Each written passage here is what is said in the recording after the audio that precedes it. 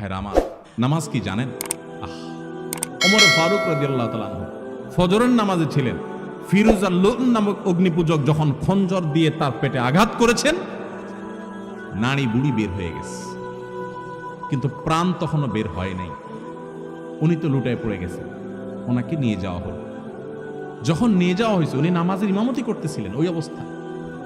যখন তাকে নিয়ে যাওয়া হলো, ওমর ফারুক রাদিয়াল্লাহু তাআলা আনহু মানে সেন্সলেস, তো হঠাৎ সেন্স আসলে উনি মাথাটা উঁচু করছে। ওনার ছেলে মেয়েরা, পরিবারের লোকেরা সবাই দৌড়ে আসছে, মনে করছে শরীর থেকে এত রক্তক্ষরণ হয়েছে, প্রাণ বের হয়ে যাবে যে কোনো মুহূর্তে, হয়তো একটু পানি চায় শেষ মুহূর্তে। মানুষের গলা শুকায় যায় এই টাইমে, যে রক্ত সব বের হয়ে যাচ্ছে, কষ্টের চলে হয়তো পানি টানি চাইবে বা কোনো ওসিয়ত করবে মরার সময় বাচ্চাদেরকে।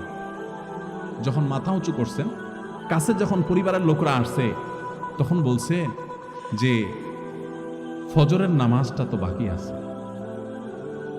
যে মানুষগুলো জামাতে নামাজ পড়ছিল তাদের নামাজের কি হচ্ছে আর আমার নামাজের কি হচ্ছে, নামাজ নিয়ে চিন্তা এবং প্রশ্ন রু বের হয়ে যাচ্ছে। তখন আমাদের প্রিয় নবী সাল্লাল্লাহু আলাইহি ওয়াসাল্লাম জীবনের শেষ ওসিয়ত, শেষ উপদেশ, আসসালাহ আসসালাহ ওয়া মা মালাকাত আইমানুকুম। ও দুনিয়ার মানুষ, নামাজ নামাজ খেয়াল রাখিও।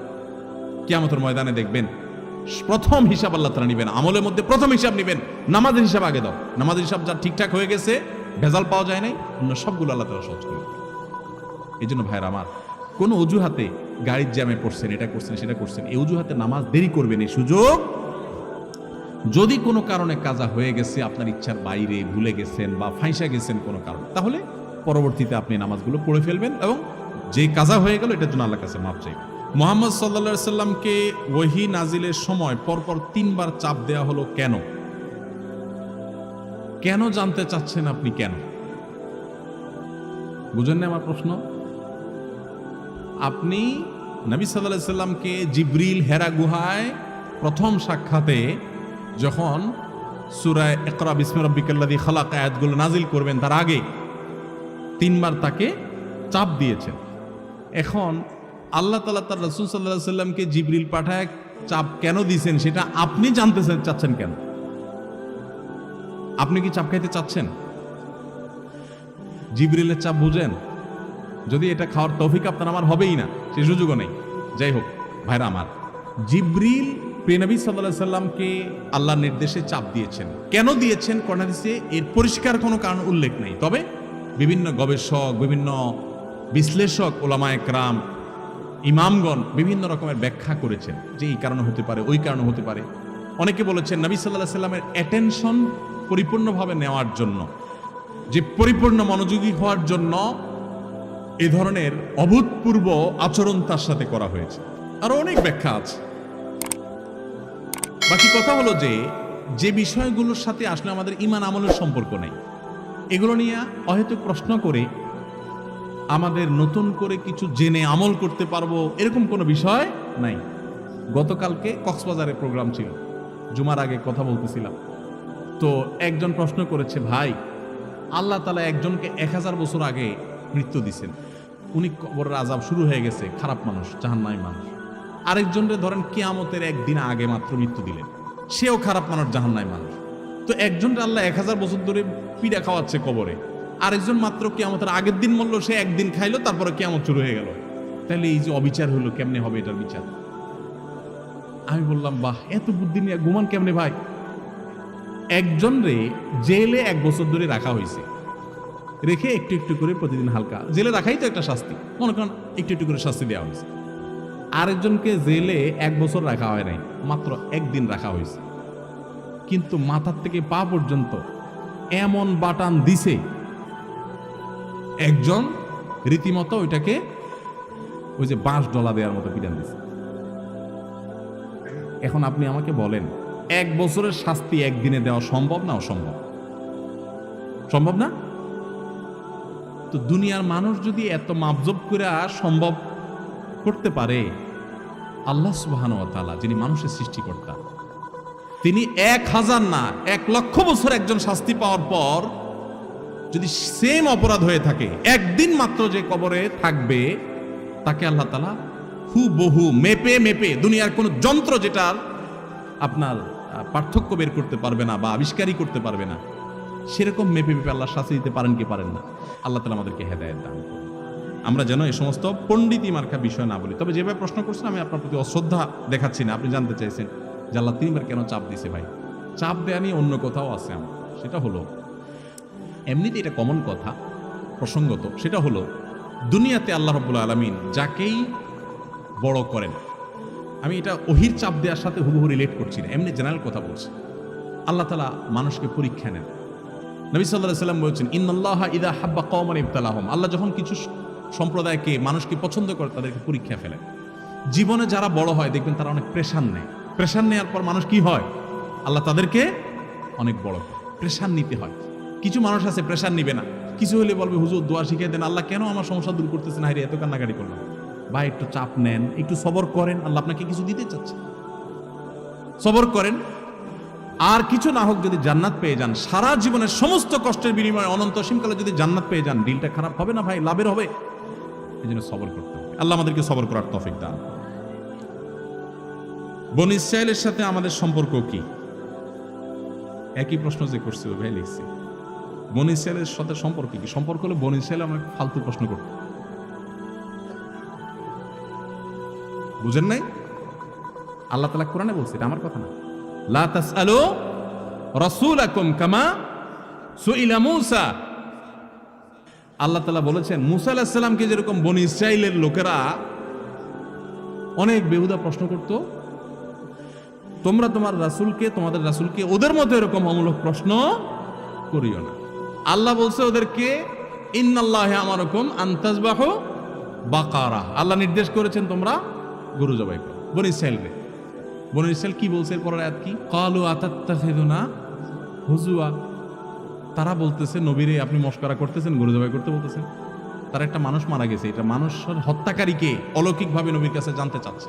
তো বলছে আল্লাহ নির্দেশ করছে এই গরু জবাই করো, এর লেজ দিয়ে বাড়ি মারবে, অলৌকিকভাবে জবাব আসবে, তোমরা করো। বলছে আপনি কি মশকরা করতেছেন আমাদের সাথে? নবী বলতেছে আল্লাহ নির্দেশ করছে এটা, বলে মশকরা করতেছেন। এরপরে কি? ক্বালু উদউ লানা রব্বানা রব্বাকা ইউবাইয়িন লানা মা হিয়া। দেখেন, বুঝছি, আচ্ছা গরু জবাই করতে বলছেন, গরু তো আল্লাহ কিরকম গরু জবাই করতে বলছেন ব্যাখ্যা করতে বলেন,